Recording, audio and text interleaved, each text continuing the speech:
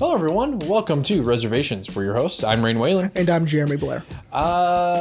So Jeremy and I went and saw Spiral last night. We did. At the theater, which is really the only reason I wanted to go was because it was in an actual theater, right? Yeah, because the last time we all saw a movie together was Tenet. Yeah, that was. And even then, that was technically a special screening. Yeah. That wasn't the actual release. So, I mean, it was great going back to the movies. I love going to the movies. We were the only people in there. Yeah. And so The only fully vaccinated people there, probably. So we were able to just go, got him! Yeah. Yeah, just yell. We should mention that in a normal, probably full theater, we would have kept our mouths shut. Of course. Since there was no one in there the whole time, we like, oh, got him. Oh, got him. Now Chris Rock got it. No. No. Sammy J. We were. Do I recommend Spiral? No, not really. As I was telling some of my friends about it, and even our buddy Alex, like, it's not the worst movie I've seen. No, and it's definitely not the worst Saw movie I've ever seen. Yes, because as we all know, Lionsgate has ran Saw into the ground. Yeah. I'm sure James Wan is like, I gave you guys something really good here, and then you just went. It honestly should have been a one-off. I would have been fine with just the first movie. From what I understand, it was supposed to be, but with the success of the first one, James Wan was like, well, I got other shit I want to do. Yeah. But Lee, his buddy, was like, well, I'll write another one. And then right there, as soon as he said, yeah, sure, I'll write another one. And I think Lee Wynell is also much more talented than that because, Upgrade was awesome. I don't know if you saw Upgrade. It looked really cool. It's so cool. Yeah, it was dope. Well, and of course, James Wan gave him some work in Aquaman. He's in it for like that long. That's funny. He plays like a pilot where Jason Momoa and Amber Heard, gross, jump out of a plane.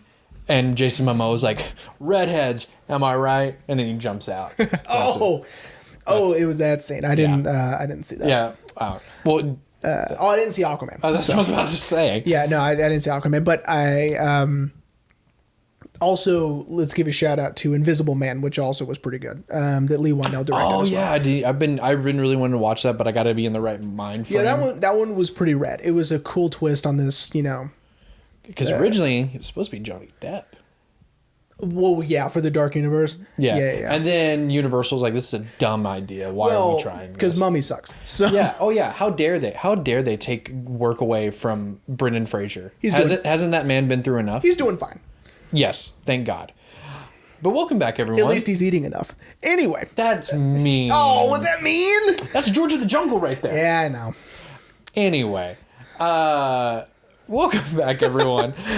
So we saw a horror movie last night, and we are not even talking about a horror movie today. We kind of are. Well, at least until the last 30 minutes, it becomes a full-blown horror movie. Yeah.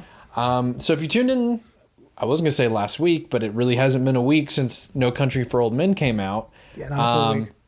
We are now in our end of season series, which I got to pick this season, and it is going to be over the Cornetto Trilogy, or other people refer to it as the Blood and Ice Cream Trilogy, starting with Shaun of the Dead, which at its roots, I think when most people think of it, it's they think it's a horror, but it is a comedy. Yeah. Start to finish, it's a comedy. Even when, as I mentioned, the last 30 minutes, when it becomes a full-blown horror movie, it's still pretty funny.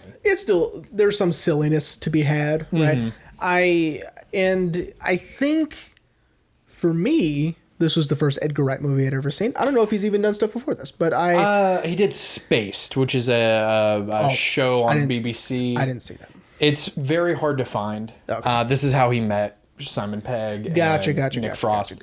I don't believe this was his first movie, but this was definitely his first commercially successful movie. Well, and it's, for not having a long resume, it's great. Well, and it's expertly done. You know what I mean? Like, yeah. it looks like a movie. It doesn't look like someone's first time or second time or whatever. Like, it's Yeah, and this kind of sets a precedent for Edgar, which we'll talk about the more the series go on.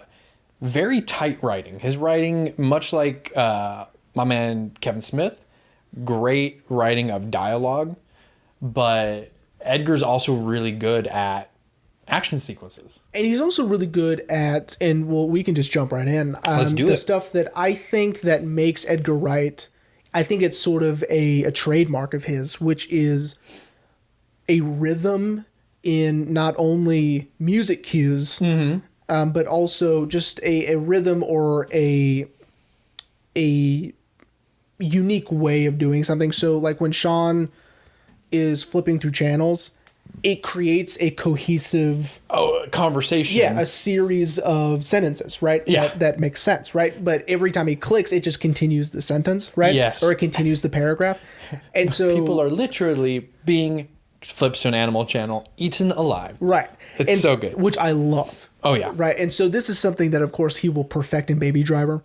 Yes, which is a future episode. Baby Driver is the culmination of the Blood and Ice Cream trilogy. Edgar pretty much giving Universal giving him all the money he wants to do after Marvel kind of scared him off of Ant-Man, and then they still used his concept for the first Ant-Man movie. Story for another time. Lame. But I do enjoy this, and especially that long tracking shot of him. Mm-hmm. Right. When he's leaving for work, and then after him and Ed. When he's going to go get the drinks and the ice cream. After right? their hangover, yeah. Right. So if anyone hadn't seen this movie kind of set a precedent of being a comedy with zombies. Zombieland by Ruben Fleischer would follow this formula. More Americanized version of it, because the zombies in Zombieland run. As where I love what Simon Pegg said about the zombies in this movie. These zombies don't run; they shamble, more kind of reminiscent of George Romero's Night of the Living Dead. Because Simon Pegg said, "Death isn't an energy drink," meaning that these zombies will never run because why would all of a sudden they get energetic Right. from being dead? Well, and then, that's sort of on the flip side when you get to the running ones, let's say 28 days later, right? Which they mention very briefly, sort of a tip to the hat, when they say that monkeys infected with rage has been debunked, right? Or disproven for the outbreak. And which makes sense because they're, full of rage and adrenaline. So of course they run, right? And 28 days later. So, but I agree. I agree that, Yeah, and of course... just because you're dead doesn't mean you're now a marathon runner. Right. Yeah. Which, and speaking of George Romero's Night of the Living Dead, shout out to our Night of the Living Dead episode, which Jeremy was not on. I wasn't there for that. But this movie is an homage to George Romero's zombie movies as a whole. That loved this movie. Yes, George Romero did love this movie. He so much so he actually casted Simon Pegg and I believe Edgar, not Nick, Simon and Edgar in Land of the Dead. Land of the Dead. Yeah, 2005, right? Don't remember. I think it was 2005 because this is 2004. Yeah. And so I wouldn't necessarily call this a parody. No. I would call it the title is a parody. yes. The movie is not.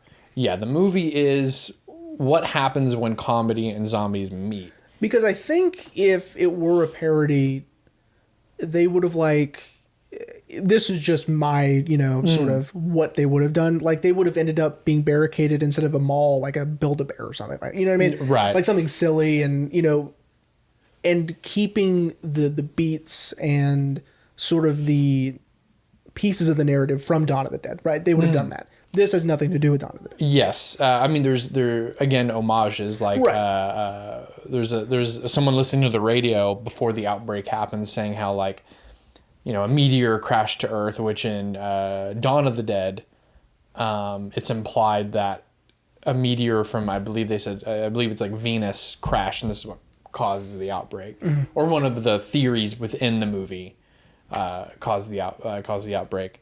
If you want more evidence of parody, go back and listen to our Mel Brooks episodes, Yeah. especially on High Anxiety. That movie is full parody, but yeah, this one is not. And I think that's what makes it so brilliant, is that they're not trying to make fun of the zombie genre. They're just like, what if zombie movies had comedy in it. Right. Or like, what if a couple of goofballs Are in charge of trying to keep a group alive. Yeah. Yeah. Yeah. And because, you know, and something that they established very early on before all hell breaks loose is Shaun and Ed are very unlikely heroes. Yeah. Shaun. Especially Ed. Shaun is very lazy, has no drive in his life. And then Ed just deals pot. That's all Ed does. And barely even that. Yeah. He apparently never has any weed, but that's all he does.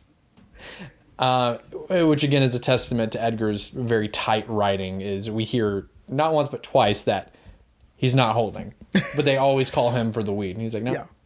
no, I don't even have any myself. So it's just like, Yeah. then what do you do? So he's even bad at that. Yeah. You know.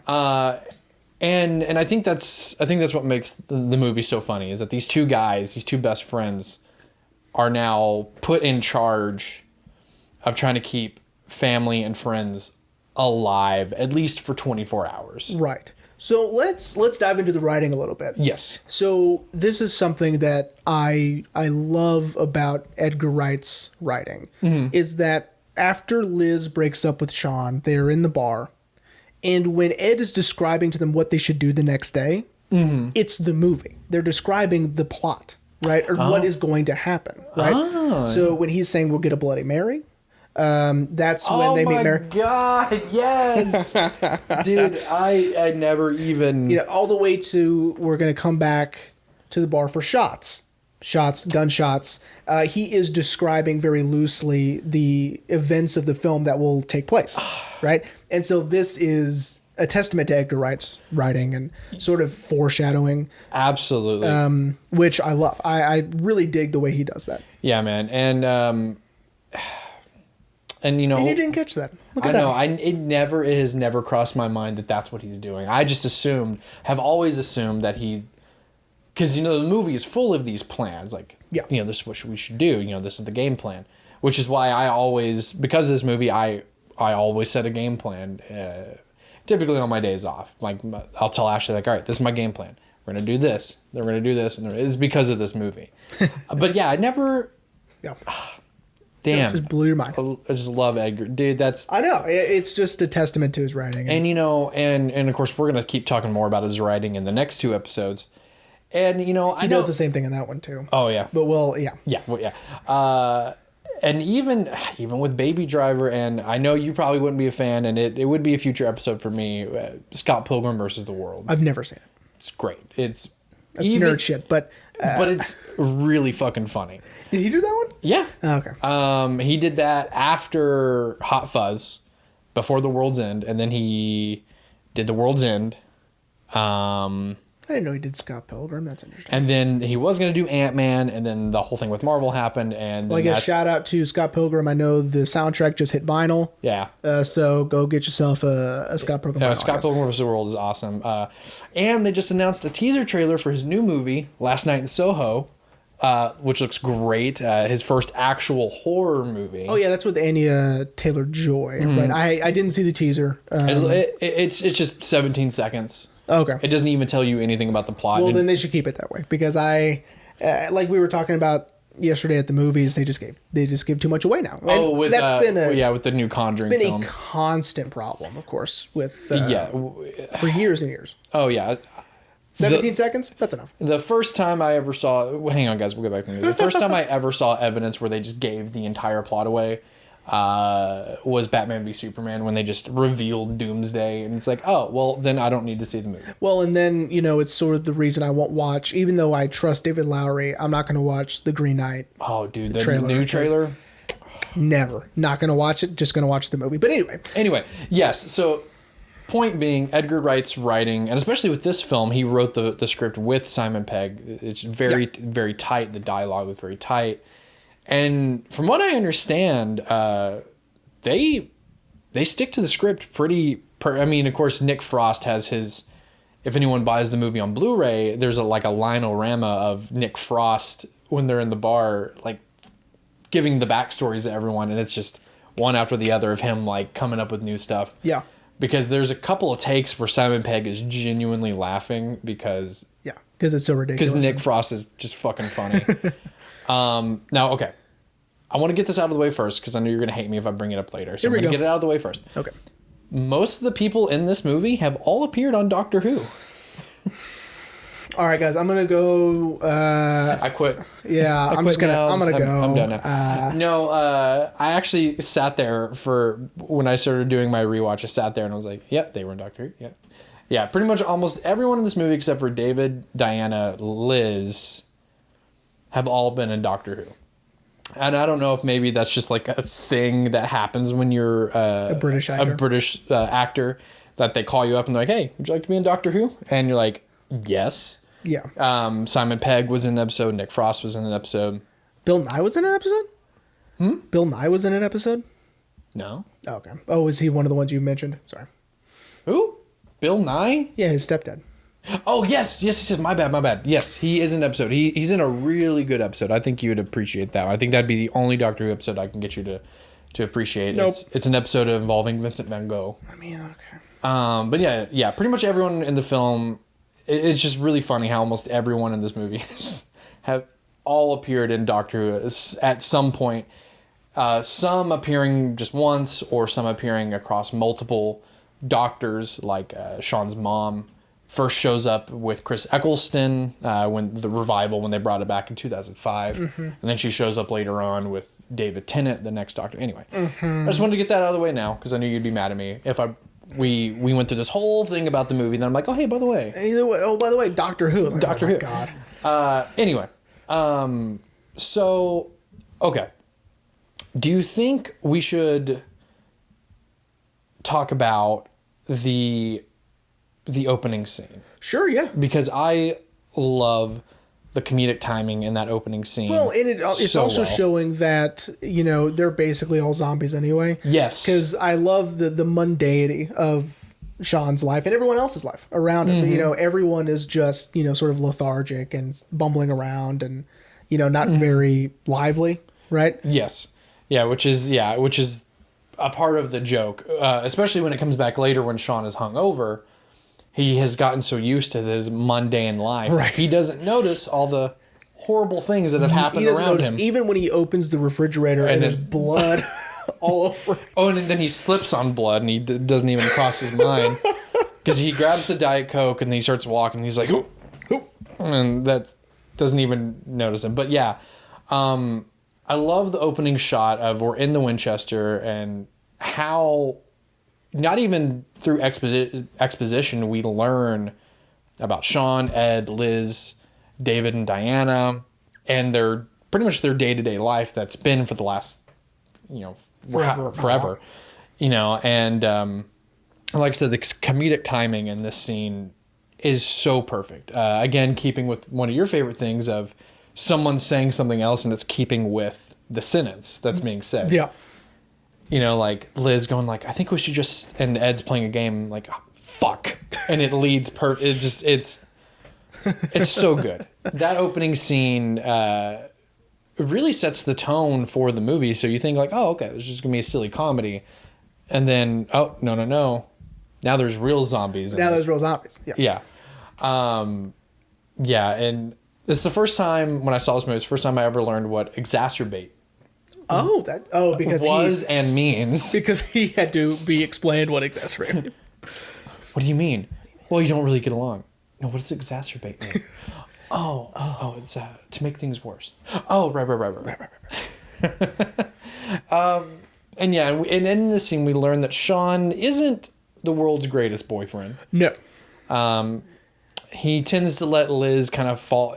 It's more of the familial thing. Like he does care about Liz, but it's almost they do the same thing because it's familiar, and he doesn't want to break.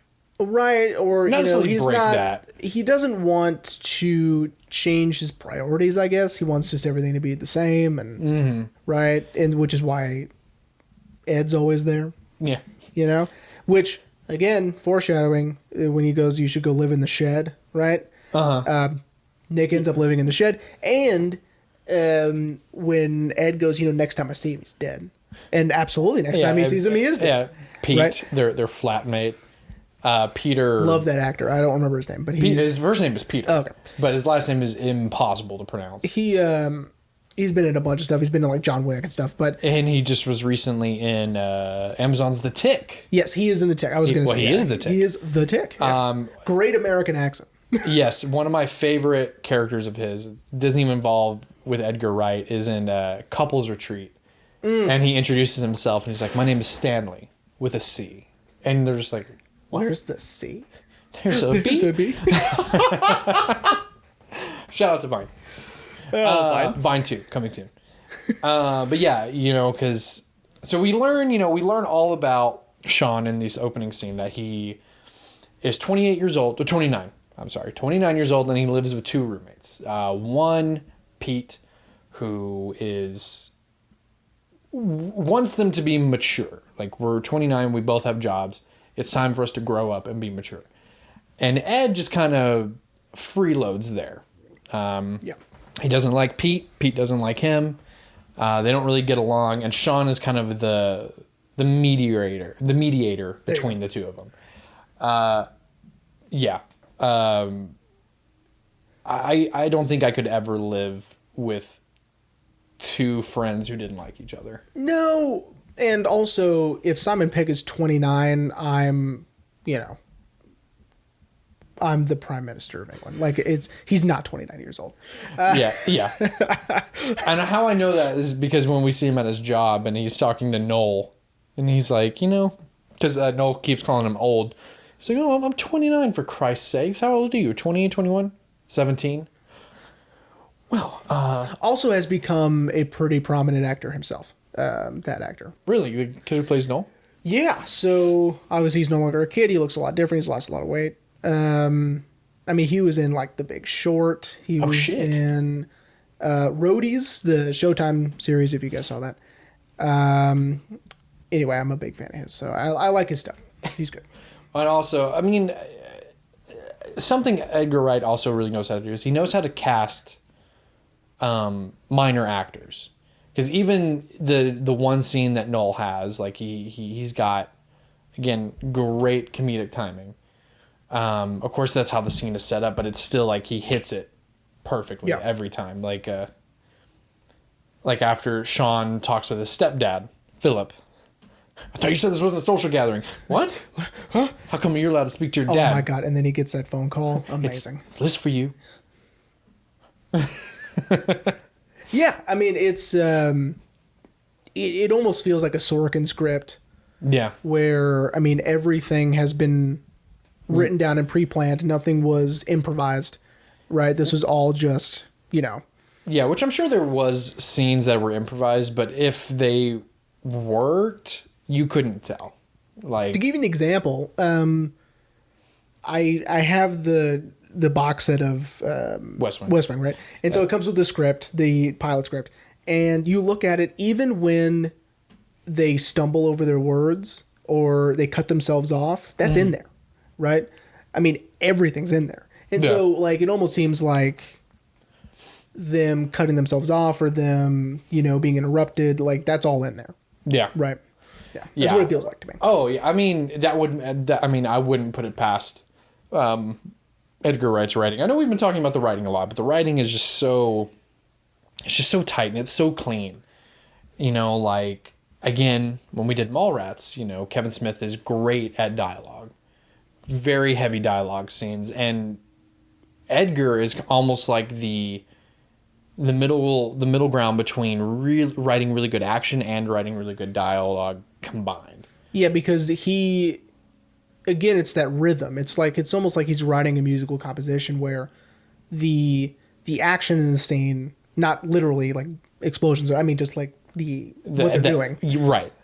And the dialogue are almost, rhythmically matched, right? A great... I think a really good scene that also shows that is when Shaun is fighting off the zombie in the pajamas, and Diane gets him like the tennis pole, for practicing your tennis swing, and he's like, yes, and he hits the guy with the tennis ball, and he's like, yeah, no, it's rubbish, and they're like, no, like, and it's so perfect, like it's so tightly written, and it works perfectly.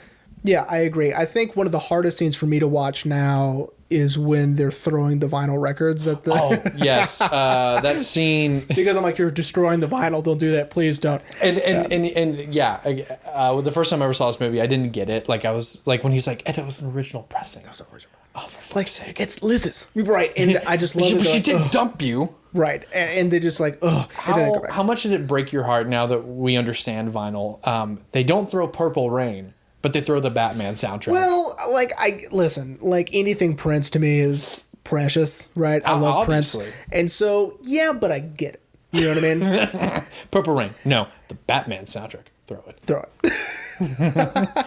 And if anyone didn't know, vinyl is very dangerous, and it does break that way. Yeah. I've thrown a couple. Because I mean, for various reasons, but like either I bought one and like fine. So I bought one at an antique store and it came with an extra one in there that was like super scratched up and worthless. And you're like, what is this? And I threw it on the ground and it went boom, it shattered everywhere. Yeah, I think most people think that vinyl is plastic, and that's sort of true. It's it's not really plastic. It's wax. Yeah. But if anyone ever sees this scene, yeah, vinyl's very dangerous to throw. Well, yeah, and especially they're so aerodynamic. So especially if they're pressed correctly, that they're just perfectly flat. There's no waves in it, so you can. Anyway, that scene is hard for me to watch now. As a kid, when I saw this movie for the first time, I was like, "That's hilarious," and I like that they kept. Interrupting each other, be like, don't throw that. Or it's like, okay, fine, throw it, or whatever. Yeah, because it starts with Ed just immediately grabbing one and throwing it. It's like, what was that? I think it was Blue Monday. That was an original pressing. Oh, for fuck's sake. And they're cherry picking, which is funny, And if you notice, Shaun never throws anything. He's just slowly like, but Ed's the one who's like, Dire Straits. No. Yeah, don't throw Dire Straits. Okay, first off, I love Dire Straits, so don't throw Dire Straits. Sade. That's Liz's. Yeah, but she did dump you. And that's when Shaun finally gives up. Fuck this, I'm going to the shed. And he's got that cricket bat, and so the cricket bat is dope. Which has, again, become an iconic zombie weapon now because of this movie.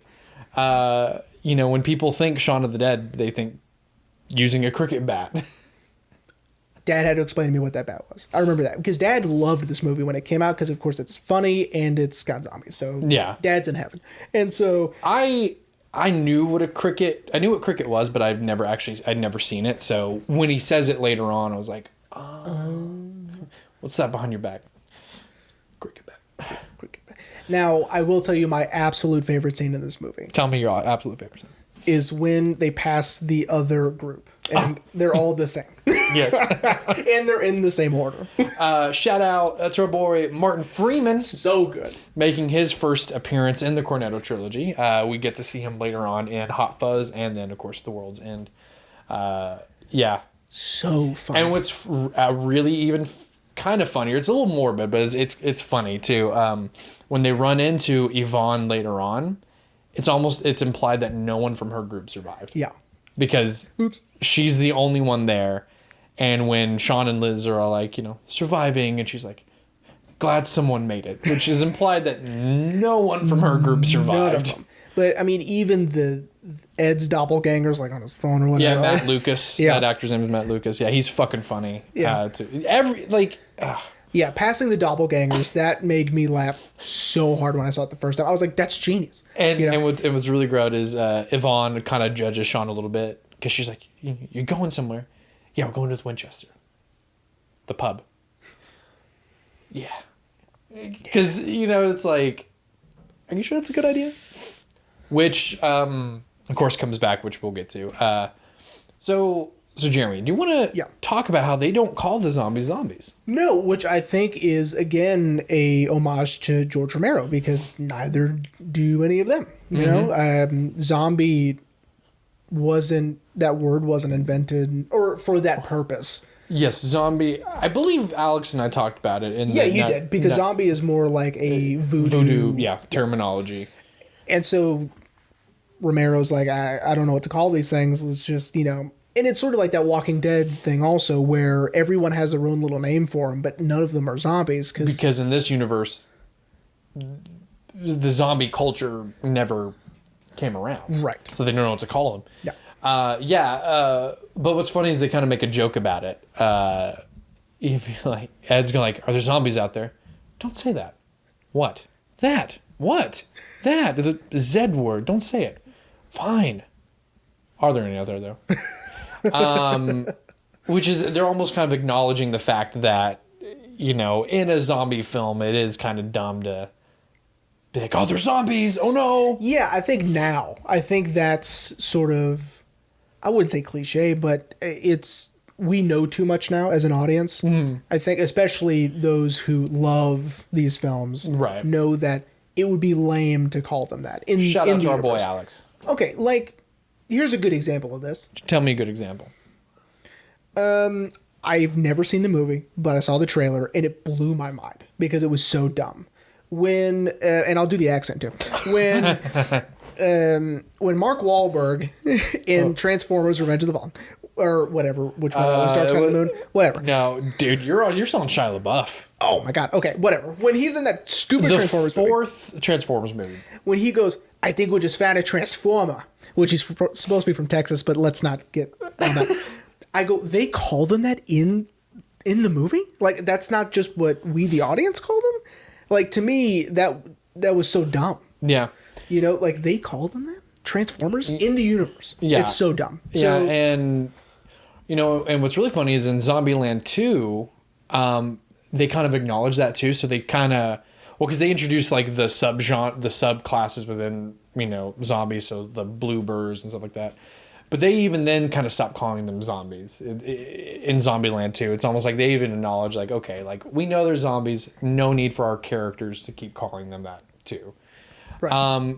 Which I think also, and again, it adds to kind of the comedy of Shaun of the Dead that, especially in some of the more dramatic scenes towards the end of the movie, why it's so important that they don't call them zombies.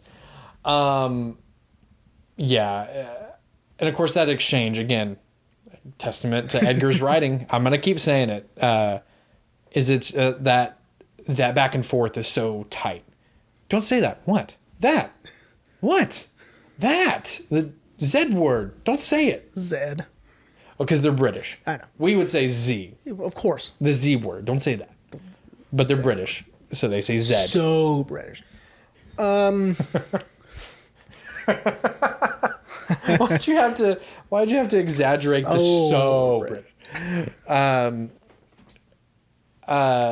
Yeah. So okay. So I want to talk about the comedy. Sure. Yeah. Because again, like I said at the beginning of the episode, everyone, the movie is just steeped in comedy throughout the entire movie. And it's, I think, your traditional British dry humor also, which I gravitate to the most. Yes. If anyone had ever seen the UK version of The Office, you'll know. Or, you know, maybe some Monty Python stuff is pretty dry. Yes, yeah. I mean, that's a little more silly, but you get the idea. But dry British humor I like. Yes. So, for instance, when they're going through the records, they're not being silly about it. It's almost genuine, right? Like, don't throw that one. But it's so fast and it's, you know, no one's smiling or laughing or anything. It's funny, right? One of my favorite parts that really shows the comedy is when they hit the zombie after they drive away from the flat. And Shaun is trying to be a good Samaritan, so they roll down the window and he's like, "Are you all right?" And Ed being the I guess skeptic, I don't know, maybe, is like, well, it's kind of pointless to check on him. And Shaun's like, well, that's not the point. And then the guy actually is a zombie, and Shaun's like, oh, thank God for that. Right? Because I guess he would feel bad if they had hit a human. Right, but they didn't. They didn't. They hit a zombie. So he's like, oh, okay. Oh, phew. Right. Which I've seen in other, I've seen that sort of comedy in other places, right? Yeah. Where it's like, oh no, I hit someone. Oh, thank God, it's just that, or whatever. I've seen that before, and it's hilarious every time. Right? They kind of do something similar in Paranorman. Another really good example of comedy and zombies kind of melding together. I've never seen that. You've never seen it? Well, Casey Affleck is in it. He plays the older brother. It's animated, everyone. So, but he hits a zombie, and he goes to check on him. He's holding him by his head, and then his neck snaps, and he's like, but then the zombie comes alive, and he punts the head, and then the body like falls back because the body stands up. But Paranorman's good. Maybe not a future episode, but it's good. Okay, maybe I need to see Paranorman, but I get exactly what you mean, and it's also like again the doppelganger thing is played very seriously. It's it's not meant to be. No one's like it wouldn't be funny at all if they were like, hey, you look like me. Hey, wait, did you get that at the same store? Not the point, right? Yeah. The point is for the audience to notice, not for them to notice. Right. Yeah, it's very I was gonna say like diegetic, but I'm like, no, that really only works for music. Well, music and other things, but it's like in a film where that takes place in a different country, but the audience is hearing English, but then everything else is in that native language. A great example of that would be Chernobyl on HBO. Yes, where the audience is hearing English, but everything on the screen is Russian. Right. So implying that they are speaking Russian to each other, but the audience is hearing English. Yeah. Which I love. I love that. Okay, That's so cool. Like, I hate it when it's like, oh, we're French people, but we're also British, so yes, I'm a French person. And they don't even acknowledge the fact that they are supposed to be French. Yeah. Les Mis is a perfect example of that. Wow. Even though I love that movie. Ew. But that is a perfect example of people being inexplicably British, but they're supposed to be French. I don't like that. I don't like that. I don't because you don't like talk singing. No! Talk singing is so dumb. Listen, we'll get later. So we'll just do a whole episode on Les Mis and just let Jeremy rant. Absolutely not, because I will not watch it. I'll just sit back and let Jeremy rant. Okay. So do you want to talk about some of the other homages to Night of the Living Dead? Sure, absolutely. I was really hoping there'd be They're Coming to Get You, Barbara. There is. Oh. I was hoping, yeah. I didn't get until Ashley pointed it out to me. So as me and Alex talked about, one of the most creepiest lines in the original comes from the very beginning. Comes from the very beginning, where the brother is messing with Barbara, and he says, "They're coming to get you, Barbara." It's very creepy. Well, as a way to pay homage to that, and even George Romero didn't pick up on that until Edgar Wright told him, after he called him and was like, how'd you like the film? Did you get the reference? And that's when he was like, and it's Shaun is calling his mom to check on his mom after they've kind of sort of understood what's going on, trying to check on his mom, make sure she's fine. And of course, Philip has gotten bit, and so Shaun's like, oh, okay. And is perfectly comfortable killing his stepdad, because as they establish, not a problem. He and his stepdad do not get along. No. And Ed apparently is madly in love with Shaun's mom. Or at least gives him shit for... As evidenced by his whole, and then you mung Rain back to see if I wanted to eat her out tonight. What? What?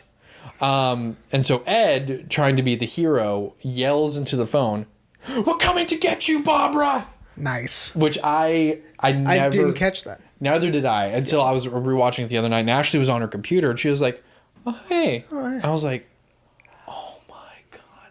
And I've seen this movie for years, and I've never picked up on it. That's funny. I don't think I would have ever picked up on it if Ashley didn't I don't say feel anything. bad because Romero didn't get it either, so... Yeah. I read today that he got a private screening at his home in Florida, and afterwards he and Edgar talked on the phone, and apparently Edgar brought it up, and he was like, what?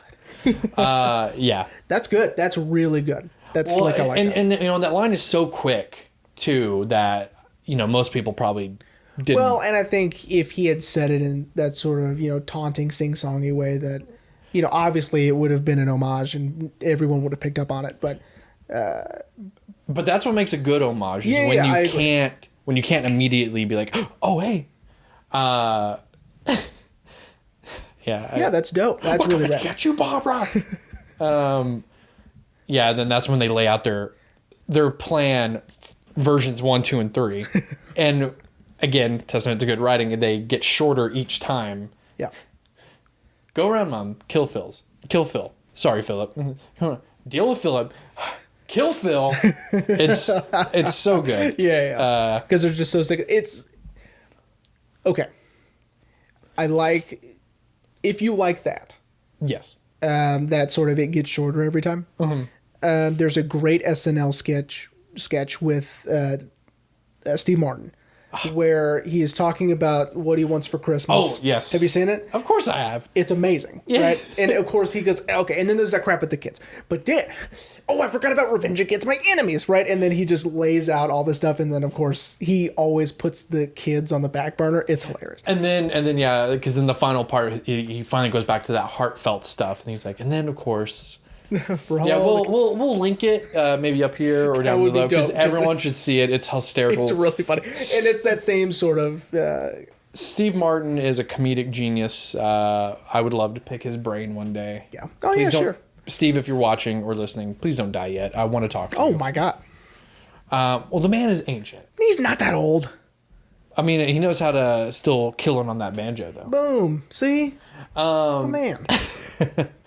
But anyway, I also love, one of the other things I've always loved too is the people that we meet at the bar at the Winchester all get turned into zombies. Snake Hips, we see him being eaten by children. And we don't know it's him until we see his boots because they have his profile, but you can't really make it out. And then you're like, oh, that's that guy. Like the guy who invented the mobile disco. That's funny. Which I honestly think Ed was making all this shit up just to make Shaun feel better. Yeah. I don't think any of it was true. No. Except for the only thing that Ed firmly believes is that John, the owner of the Winchester, was in the North London Mafia. Because I just love his reasoning for it. Is like, why do you think there's a rifle above the bar? Because it's called the Winchester. Exactly. It's, I can't talk about it enough how funny the movie is. Yeah, I mean the movie is hilarious. Even I think it's morbidly funny when all this shit's going down that's so crazy, but he still has like the dart. Oh yeah, right. Which I didn't realize until recently that when he pulls the dart out of his head, I always thought that the needle got stuck. Because it's really hard to see it. And then when I was rewatching it the other night, I was like, no, there it is. You thought it stuck in there? Which I thought was fucking funny, but I was like, oh, no, okay. No, because, you see the blood like kind of spurt out. Yeah. But like in all the other times I'd watched it, it's really hard to see the needle. Yeah. So I was like, oh my God, it's stuck in his head. But no, it wouldn't have spurted out if it was stuck. That's true. But, okay. Is this your favorite of the trilogy? That's hard. Okay. That's really hard because I have this is why I chose to wait on these movies until I thought it was a good time to start talking about them. Because Shaun of the Dead obviously is the first one I saw. And then of course I literally saw them in order. Hot Fuzz next, and then The World's End last. That's really hard. Remind me when we do the season finale. Okay. I can't answer that right now. You can't answer? Okay. I can. It's my favorite. It's your favorite? Yeah. Well, I don't remember liking Hot Fuzz that much. I'm going to have to rewatch it, obviously. And I haven't seen the other one, so... Well, okay. So, I do want to bring this up, because I don't want to do an oops, I forgot. So this movie also sets up a lot of bits that come back in Hot Fuzz and The World's End. First being, of course, the garden fences. Right. Where Shaun is like, you've never taken a shortcut before. And then he tries to hop over this garden fence, and then the fence just kind of the panel just goes boop. Because then we see it again in Hot Fuzz. Right. And then again in The World's End. And each time it escalates. And that's what makes a bit really good, is that it escalates each time. Yeah. To make the bit not only fresh, but it's still funny. Yeah. That way, if you see it a third time, you're like, oh, it's he's just gonna fall over. It's the bit with the fences again. Okay. Yeah. But when you see it again in The World's End, you're like, oh my God. Because Hot Fuzz, he's doing front flips and shit. And then Nick Frost is the one who falls through him. Yeah. I'm not going to tell you what happens in The World's End. Okay, yeah. Because they crank it to an 11, and it's so fucking funny. Sweet. Okay. Okay. So I want to talk about the last probably about 45 minutes of the film where it turns into a full-blown zombie movie. No more, well, the comedy is toned down. Full-blown zombie movie. Our heroes are trapped, surrounded on all sides by the zombies. And it's kind of looking like they're not going to make it out. And it's smart to do it this way to keep one's attention. Because now we've established these characters and their relationships amongst one another, right? Right. And so when Barbara dies, that's a huge deal. But then when Ed gets bit, oh my God, right? Yeah. I mean, it's a huge emotional scene. And it's well deserved because we've seen how tight these guys are, right? And you know how close they are. Yes. And we're also talking about very well deserved as what happens to David. Every serious zombie movie, I should say, there's a David of the group. The skeptic who really is just along for the ride. He only came because, you know... David's boring. I don't like it. David... I've seen the actor before in other things, and he's worked with Simon Pegg also in the film Run, Fat Boy, Run. Oh, I didn't see that. It's directed by David Schwimmer. Shout out to our boy Ross. No, I'm not going to do that. Why? I don't like Friends. Friends is dumb. I'm going to watch the reunion. Ugh. It's also because I love Jennifer Aniston. You know, okay. Pause.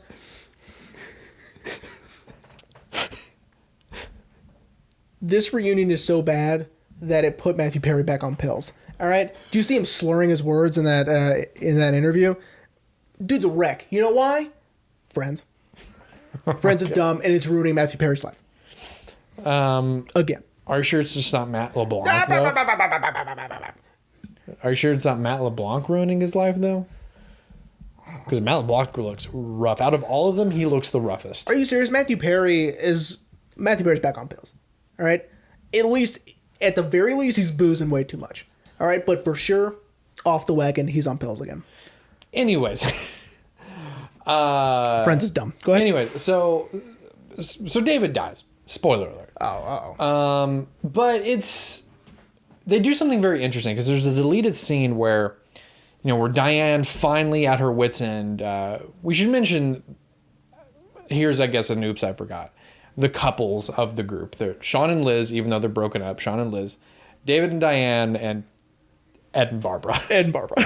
Yeah. But it's established very early on that Diane and David are together just because David's got a thing for Liz. Liz and Diane are best friends. And this is David's only way to really be around Liz. Well, I have to date Diane then. Yeah. Which is really shitty. And that is really shitty. And I mean, David is really shitty. He doesn't help out. He causes more problems, like when he smashes the window. And Shaun tells him, like, there is a back door. I was trying to tell you that before you smashed the window. And David dies. But there's a scene that they cut, and I get why they cut it. Where Diane at her wit's end finally lets it out on him. Like, she understands why he's with her. And now if you want to be part of this group, you're going to step away from the door because David's ready to go kamikaze. Yeah. And you're going to apologize. And he apologizes to Diane. And so in the scene is he apologizes to Diane and she says, well, maybe I'm not the one you should be apologizing to. And he does give a very heartfelt apology to Shaun. And Shaun acknowledges it. And they kind of imply that maybe they can kind of bury the hatchet. And then that's when David dies. But what they did with the theatrical cut is they cut that part out. Mm-hmm. So they cut it right when he is about to apologize. And then David gets eaten. And I get why they did it. It's to kind of be like... I feel like if they had included him actually apologizing, it would have dragged the scene on a little too long. Mm-hmm. And... I don't know. I feel like I agree that they were right to cut it. And I think it's because, you know what, man? Like, I don't want to go through this whole, like, redemption thing. Yeah. To where it's like, because I know if it were me, I would be like, who fucking cares? Well, and of course, Ed is the one who does that when he's like, we could run, we can hide. And they're like, no, it's suicide. And Ed's like, I think he should. I think he should go. Yeah, I'm with Ed. Yeah. Well, and also because they kind of saved the redemption thing for Ed when... Yes. Because Ed's the one that we would most likely care more about the redemption for, not David. David. Yeah, especially when Shaun, also at his wits' end, lets poor Ed have it, which it was deserved. Yes. But maybe not that way. Well, I mean, yes, Ed fully drew the attention of all the zombies to them, but I mean, you didn't really have to call him a fuck up. Just like, why are you trying to sell drugs right now? You don't even have any. But yeah, no, because they saved the redemption for Ed, especially at the end when they find a way out, and Ed's like, "No, I'll only hold you back," and it's very heartfelt for a movie that hasn't been very heartfelt at all. right, and I think it saves that because we need to be able to care about them first, right? Yeah. And then we can do the heartfelt stuff because, if it had been 30 minutes, 45 before that, who cares? Like, I don't know these people well enough. Yeah. Right? And it kind of makes it all the more satisfying when Shaun kills Pete because they've established very early on that Pete and Ed don't get along. Right. Shaun has constantly told Pete, just leave him alone. Like, I got it. He's my best friend. I've got it. Just leave him alone. And then that kind of culminates in him killing Pete with I said leave him alone, and then boom, shoots at Pete. But yeah, it's also, the first time I ever saw this movie, I for sure thought none of them were gonna make it. I was like, oh fuck. Yeah. Like that would, I mean, most zombie movies, if anyone hasn't seen a zombie, most zombie movies play out that way. And also, a zombie movie trope is a loved one gets bitten and now they have to decide whether or not to kill them or not. This happens with Barbara. Yes. And I've seen this in so many other things, right? Right. I think this one deserves it more, again, for the same reason that it's at the end, right? Mm-hmm. We've gotten to see them go through all of this stuff. We've spent enough time with them. I think that a lot of zombie movies don't give the characters that much time. Right. Right, to earn it. Right? Because I'm like, just shoot them. Who cares? Because I don't care. I've only been with them for 30 minutes. Right? Right. Yeah. And then, but then we care for Ed because Ed gets bitten twice. Poor Ed. Which most zombie files out there, like our boy Alex would probably say, at least in my mind, the more times you get bit, the more it's going to ramp up the virus and take you over. That, or at least Ed was just going to bleed out anyway. But again, kind of talking about your trope of a loved one gets bit, so you think, oh no, like Shaun's gonna have to kill Ed, but they flip it. Yeah, Shaun goes back for Ed and locks him up in the shed, so he can still play video games with him. Yeah.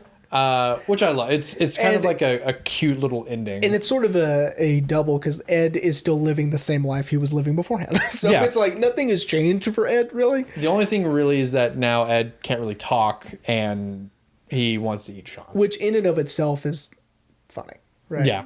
Oh, yeah. And it kind of points out the fact that, like, that is his best friend. Like, probably killing his mom was hard, but that's his best friend. Right. Like... Yeah. I'm not gonna leave you behind. Yeah. He had, as were with his mom, he had no choice. It was, I either kill you or I let you kill all of us. Right. And not gonna happen. Yeah. And with Ed, which they explain in a motion comic, I don't know if you've ever seen the plot holes. They actually release 3 motion comics that explains parts of the movie. That's like, well, what happened? Oh, okay. Like that's Shaun getting away from the zombies, and how they found him. What happened to Diana? Because as David is torn apart, she runs out with his leg. Apparently what happens is she killed about maybe 2 zombies with his leg, and then when she realized she was over her head, she ran up a tree and then passed out from all the exhaustion. And when she woke up, the military had already come through and kind of saved everyone. And she, like, I guess then, like, moves, like, Florida or something. Oh, okay. And is, like, going to therapy, like, 3 times a week. And then they have one for Ed and how he got out. And apparently it was his last bullet in the gun he used to kill 3 zombies at once and then use their bodies to, like, hide under. But then that's when he died and got reanimated, and then Shaun came back for him and lured him back to the shed. That's cute. Yeah. Oh. It's really cool, and it's really funny on my collection of all three movies. It says plot holes. Oh, nice. Because I remember on my DVD it would just say like, "What happened?" You know, that kind of thing. Yeah, it's pretty funny because I did genuinely, mainly for Shaun, like how he really got away. I always wondered like, how did he get away? Right. Because I mean, he says it like, "Oh yeah, I gave him the slip," but it's like, but how though? I think, I almost think it's, for comedy purposes, it's funnier not to know, right? Yeah, that's true. Because it's almost like in Planet Terror, they do that, missing film reel thing, and then they got out and they're like, oh, that was hard. And that's hilarious because, it's so dumb, right?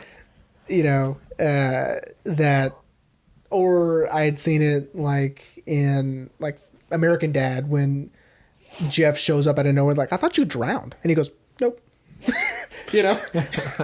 That's funny. So we don't need to know, right? So Right. I do appreciate that they did that, but I'm cool with not knowing. I'm cool with just being like, I got Oh, okay. Oh, Ed lives with him now. or like, I got away. Which Like, is how? which is probably, speaking of Ed living in the shed, Liz probably doesn't know, if I'm being honest. That's funny. Because I don't know just how he. I mean, she might know because like how she says, when he says like, "Oh, I might pop in the garden for a bit," and she's like, "Go on then." It's Yeah, so she might know. So but she might know. He might not be allowed legally to keep a zombie alive, right, or something. Yeah, because it's kind of implied, which I another thing I really love, flipping this zombie trope on its head, where most zombie films, I'll just use The Walking Dead as a perfect example. It's society has crumbled. There is no law and order. There is no government. It's just people trying to survive. And for this one, the government comes in and actually kind of saves the day. And then through the news, it's shown that the zombies have kind of maintained some sort of animal instincts, and so the government has put them to work. Yeah. And we see Noel becomes a zombie, putting up carts, but they have them in like special chains and stuff. So, I like that idea. Okay. That he's not, maybe it's the government who puts them to work, and so Shaun's not legally allowed to do that. And so maybe, I guess, or just keep him for like his own whatever. Right. Like he's almost got like a rogue zombie. Right. Right. I like that. I like that because I did start to think, I was like, Liz probably doesn't know, but then I was like, well, but she wouldn't have said the line the way she did. Like, well, go on then. If she didn't know, because if she didn't know, she'd probably be like, oh, okay, like, have fun or something. Whatever. Right. Yeah, I like that. That's pretty cool. So Jerry. Yes. Are you ready to wrap up? I am. I think that this is maybe the jumping off point for zombie. I would say for genre jumping zombie movies, right? Because after this, we got Zombieland, we got Warm Bodies was one. Yeah. We got even that iZombie show that I know you and Alex were talking about. Oh well, Alex I've never seen it. Right, and so we get this sort of, well, what if zombies were in another genre, right? And we can blend the two together. And I think this film started that. Oh yeah, and kind of how Alex and I talked about in The Night of the Living Dead. Night of the Living Dead really pushed the modern zombie to the forefront, but then Shaun of the Dead took it a step further, kind of another milestone within the genre of, what if there's comedy? Yep. Then of course Warm Bodies kind of talks about like a rom-com. Yeah, what if? Which I'll be honest, even though I know that's also based on a comic, it's a terrible plot. Like, Warm Bodies, I've never seen it. What if a zombie fell in love and then started to regain his humanity? Because that's the point. Oh, is that the point? I've never seen it. He falls in love with, is it Amber Heard? Or no, it's the actress that looks like Amber Heard. No way, it's Amber Heard. It's not Amber Heard. It's the actress from, I know you probably haven't seen it, but this is the only other movie I've seen her in, is The Sorcerer's Apprentice with Nicolas Cage. I did not see that. I know you didn't. Okay. It's a terrible movie. It's one of those failed Jerry Bruckheimer Disney movies. Ah, okay. Anyway, but no, yeah, he falls in love, and it like makes his heart reactivate, and he slowly throughout the film. And that's Baby Beast, right? Yeah. Baby Beast. Okay. Nicholas Holt. Yes. Yeah, Baby Beast. Yeah, Baby Beast. Not Kelsey Grammer Beast. Baby Beast. Daddy Grammer. Ugh. I didn't even like that. I didn't even like that.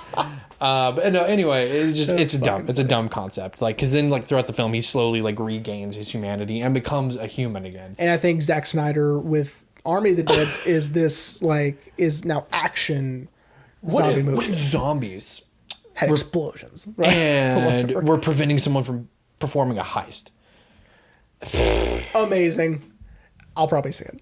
It's going to be so dumb. Alex said he started to watch it, and he was like, it's going to be so dumb. Like, I love it's all right.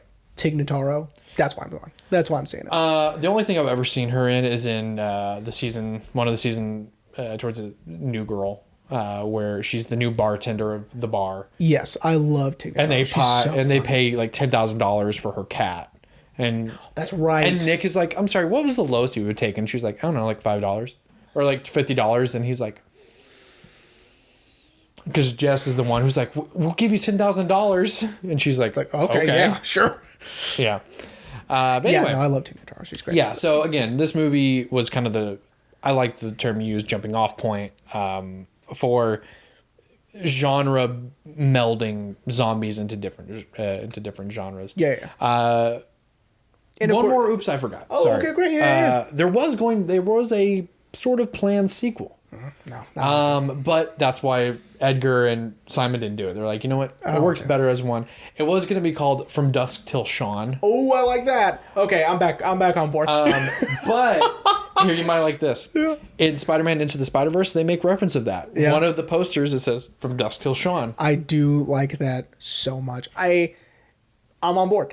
Now that you told me the title, I hope that it's like, I hope they don't even mention the zombies and now it's vampires, right? Yeah. That's what I'm hoping for. That would be cool. Okay, I'm on board. I didn't like the idea of a sequel, but you turn it around. So I would see that if they were, if it was like Clooney and Tarantino. It was him and Frost, and they were just like, I am 100% on board with this. All right, so guys, we're starting a Kickstarter. Link in the description. We are funding all of the funds. We will call Edgar Wright and be like, we have the funds. Make the movie. From Dust Till Shaun. That's so great. Yeah, but they agreed that it would just be better as a standalone film. I agree. As do I. Especially considering that, like our Man with No Name trilogy, this trilogy doesn't have any references to previous movies. No. Like I said, the only thing that really happens in each movie are recurring bits, the garden fences being one. It's a loose trilogy. I would say... what threads them together is the Cornetto ice cream in every single movie. Well, and of course the writer-director, right? That too. But yeah. Because, to give you another example of... I really enjoy the concept of loose trilogies, right? Mm-hmm. There's the Revenge trilogy, the Korean films, that's Sympathy for Mr. Vengeance, Old Boy, and Lady Vengeance, right? Those movies. Anyway, that was the example that popped in my head. There are more. Oh, yeah. I don't have time, okay? But there's more. Anyway, I think that this film also sort of established a trademark and style for Edgar Wright. Absolutely. That will eventually get to its peak, which would be Baby Driver. Yes, which, again, like I said, everyone, that is a future episode. Maybe it might be Jeremy's pick. Maybe it might be my pick. It won't be mine. So it'll probably be my pick. Especially next season. I don't have time for that. That's not weird enough. Well, I'll save that for when we actually start season 6. But anyway, so keeping with the trilogy, next week will be what if cops and action had comedy?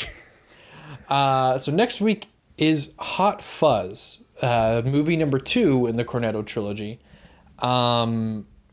This one really ramps up the comedy a lot. I like I said last week, I believe this one is the sillier of the 3. They of course think the world end is the funniest or the silliest of the 3, but I think this one's the silliest just because how the film escalates. Mm-hmm. Going. Oh, I agree. Going from what You think it's going to be this, and then it's not. And it ends up being this crazier thing. Yeah. And the film also has a great cast.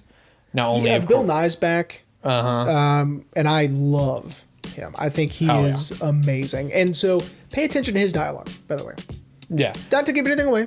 Pay attention to his dialogue. But we got Timothy Dalton in it. How they wrangled him, I don't know. Martin Freeman comes back. Our boy Martin Freeman.